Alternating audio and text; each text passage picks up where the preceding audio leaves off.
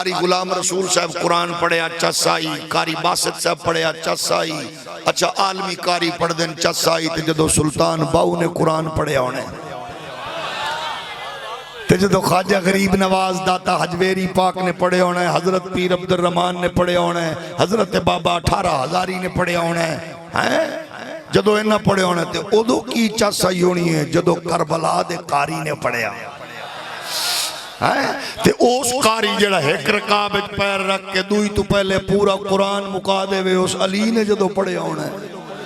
ते जदों उस्मान बादशाह ने पढ़िया होना है जड़ा कुरान जमा करने वाला है। ते जदों हजरत उमर ने डंडा पकड़ के दुश्मनों ने रसूल दे सीने चीर के जदों कुरान दी हैबत ते जलालत उन्हां दे सीनियां विच उतारी होनी है। ते जदों कुरान खलीफा बिला फासिल अबू बकर ने पढ़िया होना है। ते जदों कुरान मुस्तफा ने आप सुनाया।